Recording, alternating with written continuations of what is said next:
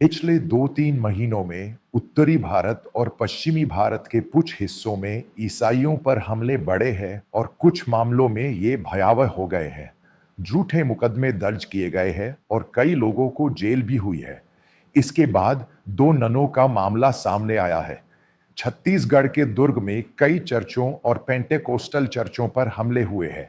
यह एक वैश्विक मुद्दा बन गया है, इसलिए इसके बाद आपको दिवाली के सिलसिले में जो हुआ उस पर ध्यान देना चाहिए। टेक्सास का हनुमान मंदिर, एरिज़ोना का श्री रामकृष्ण मिशन, कैलिफोर्निया के अन्य मंदिर, कृष्ण मंदिर। यह समस्या ये है कि अमेरिका में रिपब्लिकन, वहां का कट्टर रूढ़िवादी ईसाई समुदाय, आप जानते हैं, दिवाली के अवसर पर एक घटना में राष्ट्रपति ट्रंप, एक वरिष्ठ भारतीय सीईओ, ट्रंप प्रशासन के कुछ वरिष्ठ अधिकारी, कैश पटेल और कई अन्य लोगों ने व्हाइट हाउस में दिवाली समारोह मनाया। वहां के रूढ़िवादी ईसाई भी रिपब्लिकन है, जिसका अर्थ है कि वहां की सत्ताधारी पार्टी पर एक बहुत शक्तिशाली साइबर हमला हुआ है और ये उसी का प्रतिबिंब है। आपको यह समझना चाहिए कि अमेरिका में रूढ़िवादी रिपब्लिकन ने भारत में जो हुआ उसका जवाब दिया। जब मैं रिपब्लिकन कहता हूं तो आपको समझना चाहिए कि चाहे टेक्सास हो या एरिज़ोना, अमेरिका के इन हिस्सों में कट्टर रूढ़िवादी ईसाई ही है। अमेरिका में कैथोलिक रूढ़िवादी कैथोलिक ही है। वे वॉशिंगटन स्थित अपने हेरिटेज फाउंडेशन जैसे कट्टर यूरोपीय नहीं है। वे कहते हैं कि यही अंतर है। इसीलिए मैं इस पोप में मध्यस्थ और मुक्तिदाता के रूप में संत मरियम के मुद्दों पर चर्चा करने आया हूं। तो मैं भारत अमेरिका संबंधों के बारे में बात करने जा रहा हूं। आप जानते हैं, 4-5 दिन पहले भारतीय प्रधानमंत्री ने वरिष्ठ कैथोलिक बिशपों को बुलाया था। सभी लोगों को बुलाया और उनसे बात की। यह इसी का प्रतिबिंब है। यह घटना वैश्विक हो गई है और भारत के लिए सबसे ज्यादा शर्मिंदगी का कारण बनी है। अमेरिका में हिंदू समुदाय लगभग 1% भारतीय है। अमेरिका में 1% हिंदू उनकी पसंद के मंदिर है, हिंदू आस्तिक है, एक हिंदू समुदाय है जो योग सिखाता है। वहां भी उनकी एक समस्या है, यानी भारत है। आप जानते हैं, फिर वे कनाडा जाते हैं और मैकडॉनल्ड्स में काम करने वाली लड़की पर चिल्लाते हैं और उसे वापस भारत जाने के लिए कहते हैं। तभी भारत वापस जाओ का नारा बुलंद होने लगा। तभी भारत सरकार ने तुरंत कदम उठाया और कारण का पता लगाया। हालात वैसे नहीं हुए जैसे आप सोच रहे थे।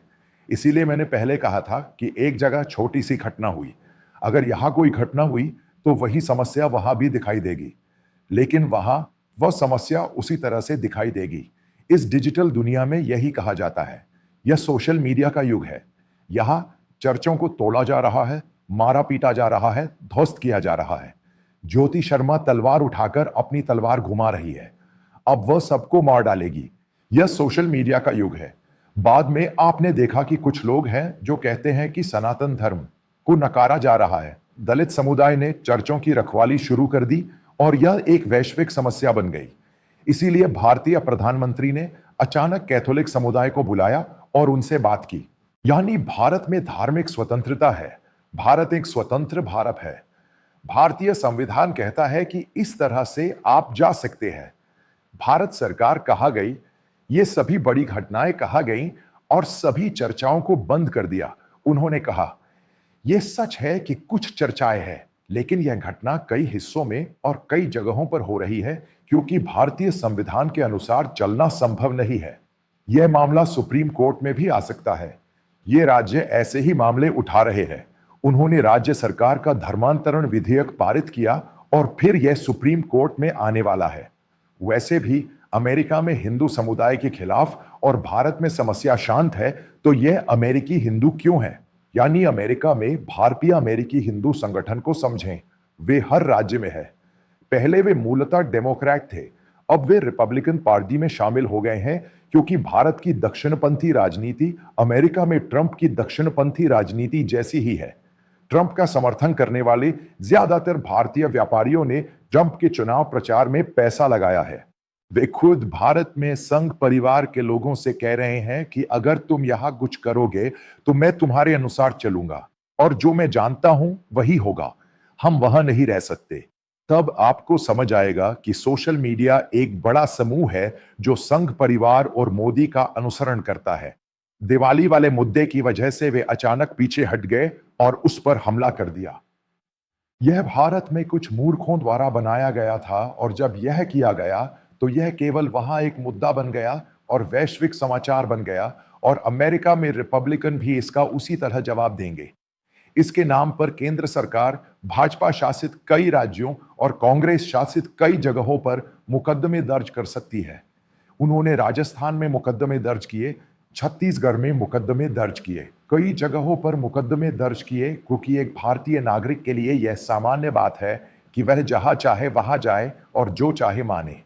आज वह ईसाई हो सकता है, कल मुसलमान हो सकता है, परसों हिंदू हो सकता है, यही उसकी आस्था है। फिर उन्होंने इसे जबरदस्ती लागू कर दिया और झूठे मुकदमे दर्ज करने के कार्यक्रम अचानक तेज हो गए और आपने मना कर दिया। इसी तरह अब ये हमले दिन में हो रहे हैं और पहले आपने दिन में होने वाले उन सभी कार्यक्रमों को बंद कर दिया था जो लोगों को डराते थे और दूसरे समूहों पर हमला करने लगे थे। समझने वाली बात यह है, यह 10 या 20 साल पहले का भारत नहीं है। समझने वाली बात यह है, पहले लोग मार खाते थे। उनकी इच्छाओं के बारे में किसी ने ना तो पूछा और न ही मना किया, लेकिन वे बड़े हो गए।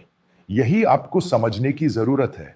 जब मैं पंजाब यानी जालंधर गया तो आप ईसाई समुदाय के खिलाफ हो गए। फिर मैं उनसे पूछता हूं कि रुकिए, इसमें कैथोलिकों का क्या योगदान है? कैथोलिकों कुछ नहीं कर सकता, लेकिन उन्हें इन चर्चों में पीटा जा रहा है, जुर्माना लगाया जा रहा है, पीटा जा रहा है। और कैथोलिक यह कार्यक्रम इसलिए कर रहे हैं क्योंकि वे अपने घरों में ज्यादा कर रहे हैं। चलिए मैं इस विषय पर वापस आता हूं। अब नाइजीरिया का मामला ही ले लीजिए। क्या आपने देखा कि ट्रंप आए और नाइजीरिया को एक पत्र दिया? नाइजीरिया में अचानक हुआ हमला, यानी नाइजीरिया के पूर्वी हिस्से पर हुआ हमला, यही इस मुद्दे का मुद्दा है।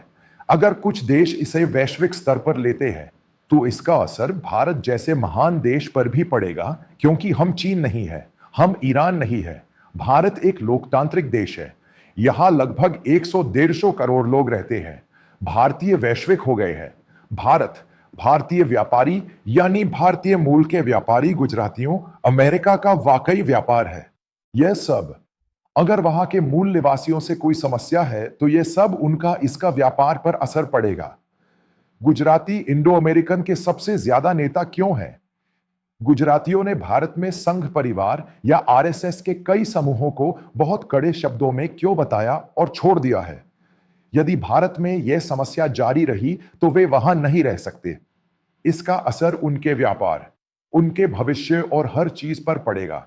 यह सही है कि इसका असर दिवाली के साथ साथ मंदिरों पर भी पड़ेगा। मैं उस घटना पर वापस आऊंगा। भारत सरकार ने कई राज्यों को कार्रवाई करने के लिए इसलिए कहा क्योंकि पुलिस बहुत पक्षपाती थी, क्योंकि पुलिस को बताने का कोई मतलब नहीं है।